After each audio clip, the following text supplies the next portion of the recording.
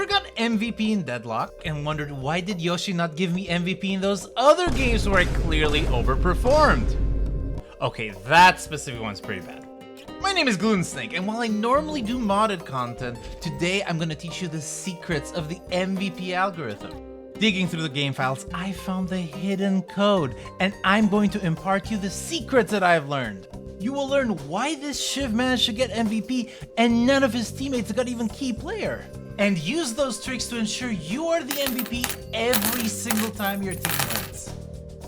Okay, PowerPoint, we're gonna explain everything here. You do not need to know math for this one. Flair will be proud of me of doing a PowerPoint to explain this one. Actually, I'm just gonna even add some Balatro music, just so Flair can enjoy it even more. Anyhow, let's talk a little bit about what makes you MVP every game. So these are all a list of things that does not define when you are MVP. So when you kill people does not matter whatsoever. You can kill 20 people at minute 10 and you can kill 20 people over the rest of the game. It counts the same. There's no discrimination. If you get 10 kills in lane, they count the same as 10 kills in the end game. So nothing matters whatsoever in terms of kills in lane. Moments of inactivity do not matter. So if you are like on the phone and you're just like standing in base, it does not count towards the algorithm. There's nothing whatsoever that says, oh, you have to be aggressive at all times. Now, of course, that helps. You know, it is obvious that kills are part of the MVP algorithm, and you know, you're more likely to get kills if you're on the field than if you're in base. But specifically, just like doing nothing, staying in shot for 30 seconds, it will not affect you. Total healing is also not a factor. And that's strange because you're like looking at the end screen and you're like, what? Total healing, it's like shined up, it's like fancy and funky. Actually, no, not whatsoever. It is not a factor. There is a healing factor though, but we will discuss, but it is not total healing. Souls denied does not matter whatsoever. You can be on the top 4% of souls denied and you still will, you know, get nothing. You can deny 50 enemy souls. That's a huge point swing, but it will not matter. Accuracy doesn't matter. You can play 100% accuracy, cheat. You're still not going to get MVP purely based on accuracy. Of course, more accuracy means more kills. Earned delivery, rift presence. So basically being on the macro objectives, being on those fights does not matter. Deliver 55 earns. It will not matter for your final score. And last but not least, Heroic Aura. And you're like, what? Heroic Aura? Why would that matter? Well, Heroic Aura is one of the few items in the game that you can use to buff your teammates, so it'll give everyone around you an aura, right? There's a bunch of other items, like Hunter's Aura, for example, that will debuff your enemies. That might lead to kills, that might lead to good results. It will not help your MVP score. Okay, so before we even start about MVP, we need to explain a little bit about what standard deviation is. This is going to be really easy to understand. I'm going to explain it in such a way that every statistician is going to be pissed, but it's going to be good enough for the purposes of what the hell we're doing. Ignore the crazy math formula. It is very simple. So, in life, statistics have averages. So, you know, you're like, okay, well, the average height is 5'9" for men or something like that, right? I don't really know exactly what it is. Now, most stats in real life are also distributed in what's called a normal distribution. Well, that doesn't really matter for the purposes of this thing, but basically just understand that there are averages and there are variances, right? So in the same way that, you know, you have men that are 5'9", you have men that are 6'9", and you have men that are 4'9", right? There's like a standard deviation. I'm gonna add this in post in the video just so you guys see exactly what I mean. And there's a normal distribution amongst these. Variance has an actual technical definition, but like, I mean, come on, mathematicians, who the hell knows math nowadays? But yeah, so essentially a standard deviation is a way to measure, give a number to how far from the mean you are, right? So the most famous like the most famous way of seeing standard deviation is IQ, right? So the average IQ is meant to be exactly 100. And if you move 15 to the left, you are 1 standard deviation away from the mean. If you move 15 to the right, you're 1 standard deviation away from the mean, right? So if you have an IQ of 145, which qualifies you to be a genius, go to Mensa, etc., etc., etc., it means you're 3 standard deviations away from the mean, right? And the last and very important thing here for the specific purposes of what we're going to explain, there's a per hero and per population difference for statistic, right? So if you are a McGinnis has a big gun go brrr. Even if you go like Spirit, you're usually getting intensifying mag and even getting your like gun spike. If you do 9.4 objective damage in a game, that is not good. compared to the rest of the McGinnis, let's say the average McGinnis is doing 12,000 damage a game, right? Which means that your standard deviation is going to be lower than the population. On the other hand, Calico is a big assassin character. She's looking for kills. She's looking for, you know, getting people picked in the back lines. If she gets 9.4k objective damage, that's pretty good for her. She's way above the standard deviation of the Calicos. Now, the average of the whole, you know, hero population might be 9.4k for objective damage, because, you know, you're losing also a lot of games. There's games where you do like 1,000, 2,000 objective damage. There's games where you're gonna do 20,000 objective damage. There's games where you're gonna do damage when objectives heal, right? But and for all intents and purposes for the rest of this presentation, we're going to only be talking about per hero standard deviation. So the population averages do not matter. The per hero population averages matter a lot. So now we're going to talk about the formula. Okay, so let's start with the very first component of this, which is kills. It shouldn't surprise anyone that the more kills you get, the higher your MVP score is. So let's talk a bit about what a standardized kill means, because the exact score that you get of that, it is just the exact same that gets added to the MVP algorithm. The MVP algorithm is essentially you add a bunch of elements together. So imagine you get 15 kills, but on average your hero gets 10 kills a game.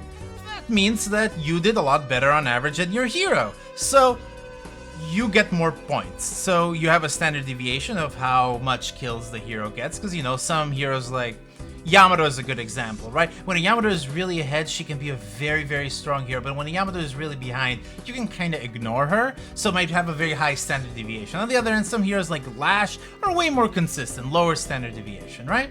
So in this particular game, we see that 3 different people got 11 kills, but the winner is not the Victor, it's not the Drifter, it actually is the Rem, because for a Rem player, getting assists is a lot more common than getting kills. So when a Rem player gets 11 kills, well, even if you have 63k player damage, even if you have so much objective damage, you still end up with getting second place, because Rem is going to get that MVP. Now, just to showcase, and I'm going to try and do this for every single slide, 28 out of 37 other heroes in the game would not have gotten MVP in this position. They would have gotten key player.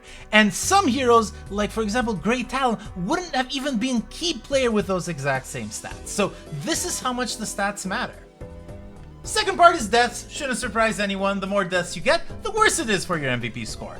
Similar principle applies if your character is a character that dies a lot. Maybe you're playing McGinnis, maybe you're playing a frontliner, maybe you're playing, I don't know, those are the 2 characters that kind of die a lot, and it's kind of fine usually when they do. That's fine, because on average your hero dies more, so it's fine if you die more. If you are playing a character that dies relatively little, so an assassin character, a backline character, a high mobility character, then deaths really, really, really matter for you. This is a good example, and this is like the most perfect example that I can give. Look at this Bebop. Bebop, you know, there's this Victor who gets a lot more in damage, gets a lot more in objective damage, 5 times the objective damage, right? And a very similar amount of kills, but this Bebop is the one who steals it, and you know why? Because 0 deaths is just so rare that you automatically kind of get a much better standard deviation out of it. So basically, get 0 deaths. That's a very good piece of advice. Who would have thought that if you get 0 deaths, you get you do very, very, very well. But yeah, if your hero dies a lot on average, you can minimize this by just getting 0 deaths. You kind of get infinite kills, but you can't really go below 0 deaths, right? Assists! Assists matter a lot. Actually, assists matter exactly the same as kills as far as MVP is concerned. So if you get 50 kills and if you get 50 assists, well, not exactly the same. Okay, we need to clarify some stuff here. So this all depends on your standard deviation. It could very well be the case that for your character, getting 1 more assist or 1 more kill is very different levels of benefit, right? Like, for example, if you're a Wraith and you have 20 kills, maybe getting 21 will get you like 0.2 points, but maybe getting 1 more assist will get you 0.1 points, right? So this is very dependent, but overall, you can think of assists and kills as being worth the same. And actually, this is where the system starts really being gameable, because if you know the population average kills and assists for every single hero, and you know the standard deviations of those, that means that you can kinda intuit and have like something like a phone or something in front of yourself. Be like, okay, do I need more assists or do I need more kills to get MVP here? In this particular game, if we look at it, we see that this Dynamo does not get that, head score. Actually, it is Johnny the Venator. Now, of course, that is 3k less souls, that is less kills, and that is, I mean, a little bit more assists, right? But I mean, look at that player damage coming in from that Dynamo, and look at the healing. Healing we'll talk a little bit about later. Healing is very funky. How is it the case? Well, is it the objective damage? Actually, no, it is the assists, because Venator is not a very high assist level hero. It is a very high kill level hero. And because of that, when he gets a lot of assists, that actually boosts his MVP algorithm a lot. This is a pattern that you will see a fair bit. If your hero does something that your hero doesn't usually do, you get a huge boost of it from it.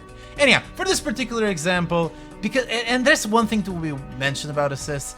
If you get a lot of assists in Deadlock, well, I mean, just playing Deadlock, you get assists, right? You get assists and you don't even have to hit the person, just be in battles. So assists are just much easier to get than kills, if that makes sense. So assists tend to be high for pretty much everyone. But anyhow, 14 different heroes. If they were not the Venator, they would have not even gotten an MVP. And Wraith, in this specific position, if she got those stats, would have not even gotten key player here. Next thing is net worth. Net worth is only worth 0.2 multiplied. So you can have a net worth that is much higher than the rest of your team.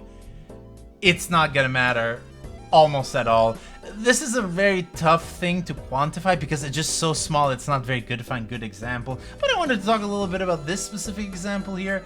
There's this Ivy. I mean, you see that there's other people in the game who have, a little bit more kills than her. You see this like Haze, right? Gets 16 kills here, which is pretty freaking impressive, right? And gets a very good chunk of objective damage. She's not even a key player, right? But yeah, if Ivy's stats were held by 6 other heroes, they would have not been MVP. And if Mo and Krill had those exact same stats, because Mo and Krill is a very assist-heavy hero, I presume, he wouldn't even got key player. But yeah, just a little bit hard to come up with an example. But now we're gonna, I think, go into my most fun one. Here is how it works. So player damage is summed up with ally healing. So if you are a Victor and you've done 60k of damage to yourself, and then you've healed 60k with damage with jump starts, with infuser, with whatever crap you can throw at your build, doesn't matter whatsoever. I legitimately mean any amount of self-healing is not counted towards your MVP score. So if you just heal yourself or heal NPCs, it doesn't matter. The only thing that matters, as far as I can tell, well, NPCs I'm not actually 100% sure of. I was trying to check again. These are all stats that I had to decompile from assembly, so I cannot really get like the exact values that Valve is sending to pick up the MVP algorithm. All of this is calculated server side, so it is a little bit difficult. I am fairly certain, though, like 99% certain, it is not how much you heal NPCs and minions and like McGinnis turrets or grave skulls or whatever, if you have like that sort of thing. It is specifically how much you heal allies, right? So you sum up your player damage with how much you heal allies, and then you average that up. So if you are a hero that heals a lot or deals a lot of damage, like Kelvin is a good example, yeah, you can just keep healing more and more instead of doing damage, and you're still gonna do very well. This is a very good example game to showcase this. We do see that, this Sinclair is the MVP of the game. And I mean, he does a lot of player damage here. But this, this Mirage has a whole bunch of kills, has a little bit more objective damage, and has a whole bunch more assists. But yeah, just Sinclair doesn't usually get that much player damage. I mean, think about like the most popular Sinclair builds. Usually some sort of bunny build. They get a lot of damage very early in the game. Those bolts can, really shred.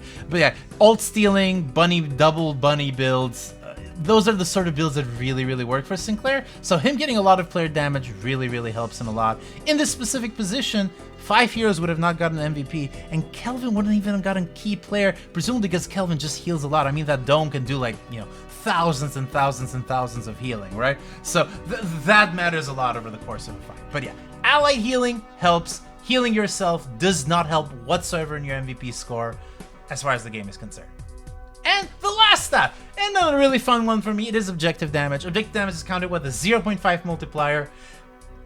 Players' objective damage is standardized, as is the case with everything else. And of course, as we discussed at the very beginning of this video, some heroes just get more objective damage than others. So, for example, look at this game here. We do see that the MVP here is Shiv. And you're like, what? Shiv? Shiv is not an objective damage character. Exactly! The fact that he got 11k objective damage is enough to flip the MVP towards him. And that's very interesting to me because, I mean, you look at like the Ivy, for example, and you're like, wow, the Ivy has pretty good stats, has a little bit more assists, has a little bit less damage, has a lot of healing too, presumably he's done a whole bunch of support. I think just the healing got overridden by the fact that there's a Kelvin, a Dynamo, and an Ivy in the same game. But yeah, just the fact that Shiv did 11k objective damage, because Shiv is not normally a damage dealer type character for objectives, means that Shiv managed to get MVP. 20 different heroes would have not gotten MVP in this position, and if Shiv was a Vindicta, he wouldn't even have got key player. It would have been a miserable Vindicta performance. So, this is the final formula. This is what calculates MVP. You could technically, if you were willing to read memory, calculate this in the middle of the game and put it on the corner of your screen and basically say, yeah, this is who's getting MVP this game. There's one issue though, I do want to talk, there's two issues actually. So the very first one is that the MVP has to be in the winning team.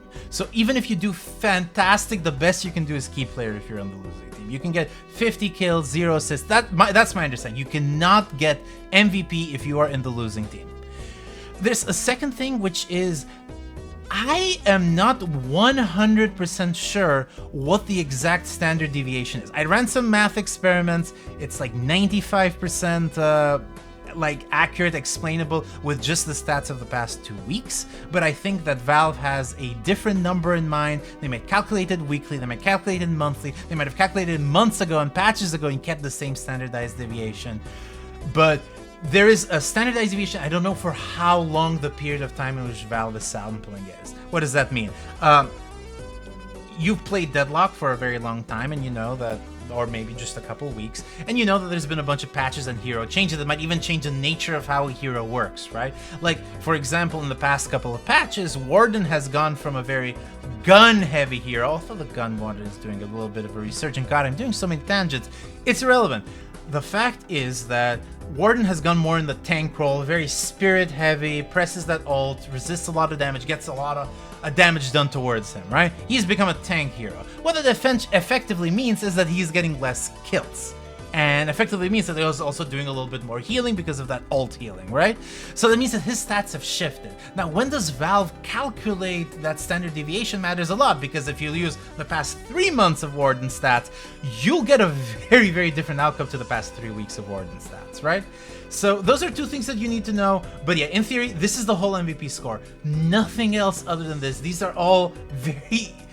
It's a very simple score. There's no machine learning. There's nothing like funky happening here. There's no like, oh, Valve detected that you were being an asshole and Valve detected that somebody muted you during the game. None of those are part of the game. So how do you become MVP? Pretty simple stuff. Play any character not the way they're meant to be played. You know, if you're playing old Dynamo, screw old Dynamo. Play gun Dynamo and do a lot of damage and do a lot of healing, and that'll probably be a lot more beneficial for you. And just getting a lot of kills as Dynamo is gonna help compared to, you know, getting a lot of assists as playing ult. Just do okay with that. Get 0 deaths. That's probably like the best piece of advice you can give for anything. And just get good, get better. That's it. That's the whole presentation.